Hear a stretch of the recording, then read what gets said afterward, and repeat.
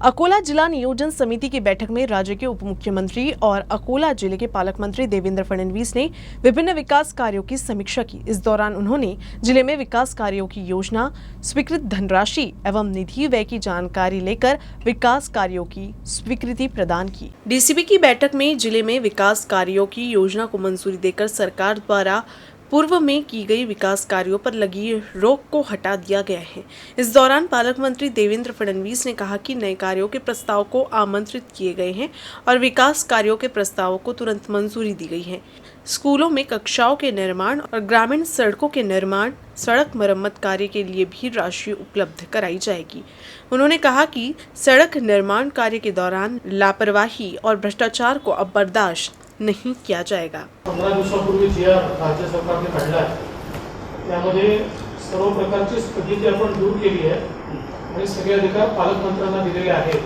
त्यामुळे जे प्रस्ताव आहेत ते पालकमंत्र्यांच्या मान्यतेने तुम्हाला पुढे न्यायचे आहेत। त्यामुळे ते प्रस्ताव असतील, नवीन प्रस्ताव असतील, सगळे तुम्ही सादर करा, मला मान्यता घेऊन मग त्या संदर्भातली पुढची कारवाई करा।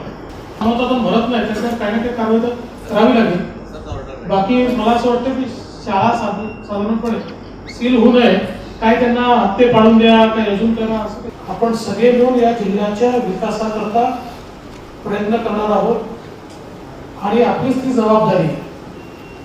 मी आपल्याला सर्वांना पालकमंत्री म्हणून आश्वस्त करू इच्छितो की जिल्ह्याच्या विकासाकरता जास्तीत जास्त निधी कसा आणता येईल हा प्रयत्न आपण करू।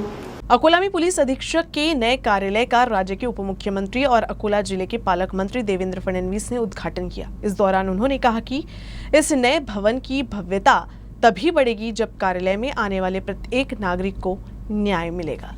उप मुख्यमंत्री ने कहा कि जब मैं मुख्यमंत्री था तब मैंने अकोला में नए पुलिस अधीक्षक कार्यालय के निर्माण के प्रस्ताव को मंजूरी दी थी। उन्होंने पुलिस को इस नए भवन से पारदर्शी प्रशासन के साथ साथ जनता के सेवक के रूप में कार्य करने और कार्य पद्धति को लोकोन्मुखी बनाने की भी सलाह दी। इस अवसर पर विधायक गोवर्धन शर्मा, विधायक रणधीर सावरकर, पूर्व गृह मंत्री डॉक्टर रंजीत पाटिल, विधायक प्रकाश भारसाकड़े, विधायक हरीश पिंपले, विधायक वसंत खंडेलवाल, पुलिस उप महानिरीक्षक चंद्रकिशोर मीणा, जिलाधिकारी नीमा अरोरा, मनपा आयुक्त कविता द्विवेदी, पुलिस अधीक्षक जी श्रीधर मुख्य रूप से उपस्थित थे। कॉलेज फीस जमा नहीं करने की वजह से एग्रीकल्चर छात्र की मार्कशीट और अन्य दस्तावेज रोके जाने से परेशान होकर छात्र के भाई ने आत्मदाह का प्रयास किया था, लेकिन इलाज के दौरान उसकी मौत हो गई।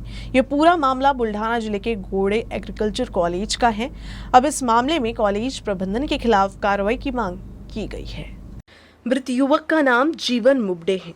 उसका भाई विशाल बुल्ढाना के घोड़े कृषि महाविद्यालय से पिछले साल बीएससी एग्रीकल्चर की पढ़ाई पूरी किया था, लेकिन आर्थिक परेशानी की वजह से विशाल पूरी फीस जमा नहीं कर पाई थी, जिस कारण कॉलेज प्रबंधन ने उसकी मार्कशीट और अन्य ओरिजिनल सर्टिफिकेट नहीं दिया था, जिससे विशाल को आगे की पढ़ाई के लिए एडमिशन लेने में मुश्किल हो रही थी।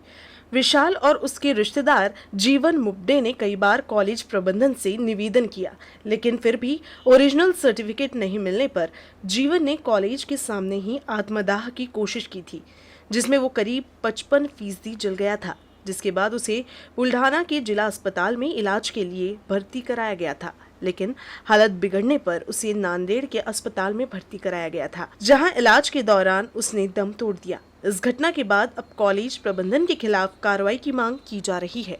माझी स्कॉलरशिप नाही आली सर, मी 7 दिवसापासून त्यांना इतकी विनंती करतोय की माझी परिस्थितीने मला कोणी भेटायला तयार नाही। शेवटचे कॉलेजमध्ये डॉक्युमेंट दिले नाही म्हणून आम्ही आत्महत्येचा प्रयत्न केला। अकोला की जनता सब्जी बाजार परिसर में व्यावसायिक संकुल बनाए जाने के लिए भूमि के अवैध अधिग्रहण की प्रक्रिया के विरोध में बाजार के व्यापारियों ने बंद रखा है। व्यापारियों ने जिलाधिकारी कार्यालय के बाहर प्रदर्शन किया। जनता बाजार के सब्जी विक्रेताओं ने उप मुख्यमंत्री और पालक मंत्री देवेंद्र फडणवीस को दिए गए निवेदन के जरिए इस संबंध में न्याय की मांग की। 2018 में बाजार मूल्य के अनुसार इन दोनों आरक्षित भूखंडों का मूल्यांकन 137 करोड़ रुपए से अधिक था, जबकि नगरपालिका प्रशासन ने एक निजी कॉरपोरेट कंपनी से 26 करोड़ रुपए में ये जगह दी है। इससे सरकार को 111 करोड़ रुपए का नुकसान हुआ है। संघर्ष समिति का कहना है देश की सबसे बड़ी कॉरपोरेट कंपनी में से एक को ये जगह देने से बाजार में 1000 परिवारों की दुकानों को नष्ट करने की साजिश है। सब्जी व्यापारियों ने इस व्यावसायिक संकुल के निर्माण के विरोध में बाजार बंद रखकर प्रदर्शन किया।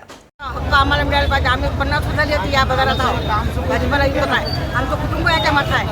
आमचा परिवार याच्या शिवाय जगू शकत नाही.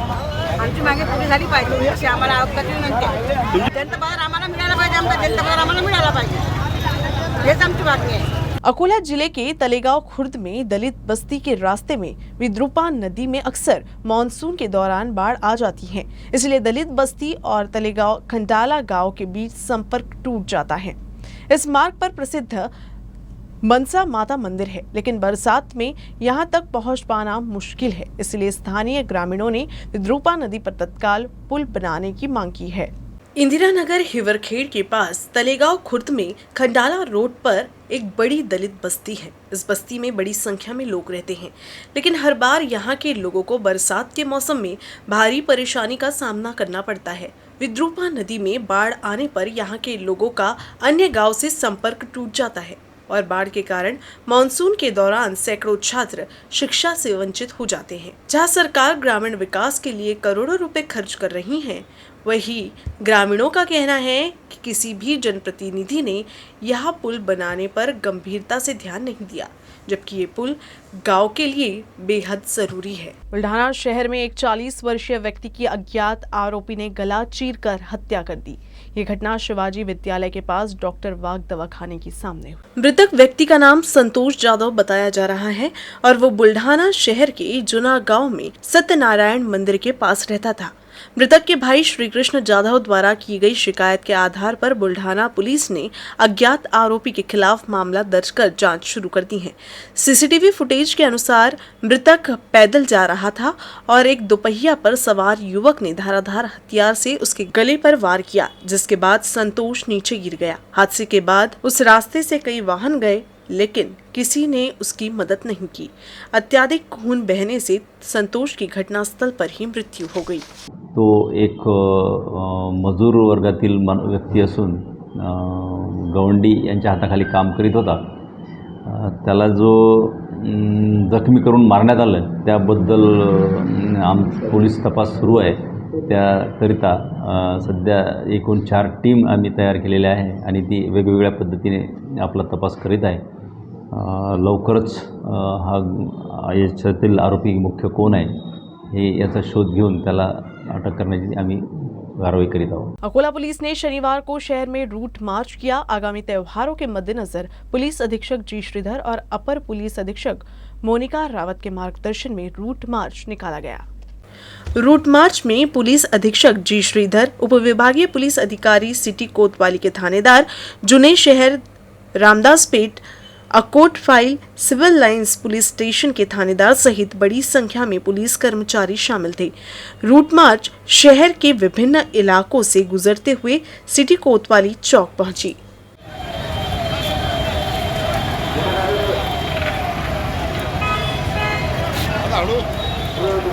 थकले का सर?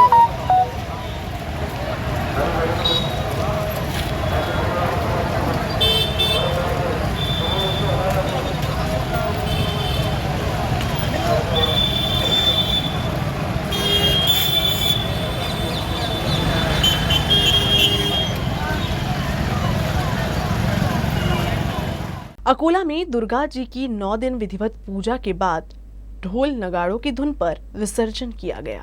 गणेशोत्सव के बाद अकोला शहर में उत्साह के साथ जगह जगह दुर्गा पूजा की शुरुआत हुई। 9 दिनों तक लोगों ने परंपरागत रीति रिवाज और श्रद्धा भाव से मां दुर्गा की पूजा और उपासना की। अकोला शहर में दुर्गा देवी के कई रूपों को साकार किया गया था। मंडप की सजावट भी देखने लायक थी। 9 दिन की पूजा अर्चना के बाद ढोल नगाड़ों की धुन पर मां दुर्गा का विसर्जन किया गया।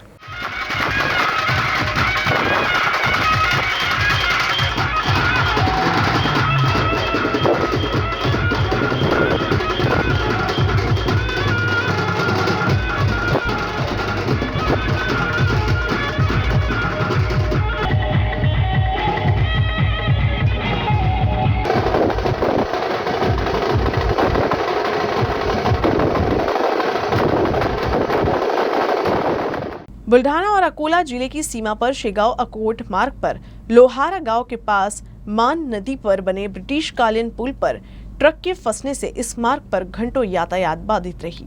बुल्ढाना और अकोला जिले की सीमा पर शेगांव अकोट राजमार्ग पर लोहारा गांव के पास मान नदी पर एक ब्रिटिश कालीन पुल है। कुछ दिन पहले लोहारा गांव के पास पुल का एक हिस्सा ढह गया था, तब निर्माण कार्य कर इसे यातायात के लिए शुरू किया गया था, जिसके बाद शनिवार सुबह फिर से मालवाहक ट्रक इसी जगह फंस गया, जिसके चलते अकोट शेगांव मार्ग पर यातायात फिर से बंद कर दिया गया। वैसे इस पुल की हालत खस्ता होने के कारण इस स्थान पर नए पुल का निर्माण कार्य चल रहा है, लेकिन निर्माण कार्य धीमी गति से चल रहा है, जिससे लोगों को पुराने पुल से ही होकर गुजरना पड़ रहा है। शनिवार सुबह करीब 4 बजे सोयाबीन लेकर जा रहा ट्रक इस पुल पर फंस गया, जिससे ट्रैफिक डायवर्ट किया गया। पिछले 2-3 दिनों से लगातार हो रही बारिश से खरीफ सीजन पर खतरा मंडरा रहा है। अकोला और आसपास के गांवों में भारी बारिश के कारण खेतों में लगी फसलों को भारी नुकसान हुआ है। सोयाबीन की फसल पानी में डूब जाने से किसान संकट में है।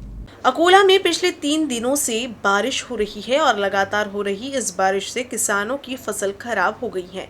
कुछ किसानों ने खेतों में ही सोयाबीन को ढक दिया था, लेकिन बारिश से उनकी फसल गीली होने से बर्बाद हो गई।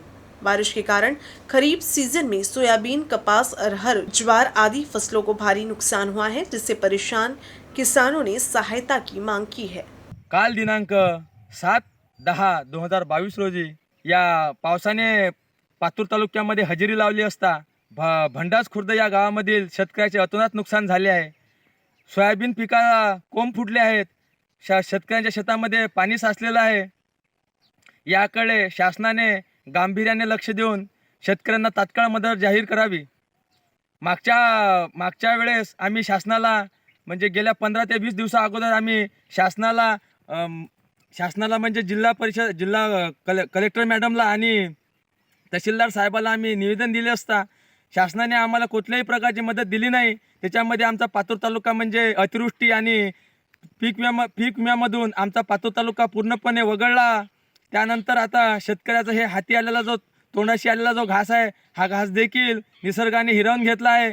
त्यामुळे शासनाने लवकरात लवकर तातडीने पंचनामे, आमच्या शेतजमिनीचे पंचनामे करून, आमच्या पिकाचे पंचनामे करून आमच्या शेतकऱ्याला लवकरात लवकर तात्काळ मदत जाहीर करावी, अशी मी प्रशासनाला विनंती करतो। खामगांव शहर में कपड़ा दुकान में काम करने वाले युवक के साथ एक अन्य दुकानदार द्वारा मारपीट किए जाने की घटना सामने आई है। इस मारपीट की तस्वीर सीसीटीवी में कैद हो गई है। खामगांव के मेन रोड पर शिव कलेक्शन की दुकान पर काम करने वाले आशीष वानखेड़े को पास के कपड़े की दुकान में हाफिज बुरानी ने अपनी दुकान में काम करने के लिए कहा था, लेकिन उसने मना कर दिया था, जिसके बाद आशीष के साथ हाफिज ने अपने एक साथी के साथ मिलकर मारपीट की। मारपीट का ये वाकया सीसीटीवी कैमरे में भी कैद हुआ। इसके आधार पर पुलिस ने शिकायत दर्ज कर जांच पड़ताल शुरू कर दी है।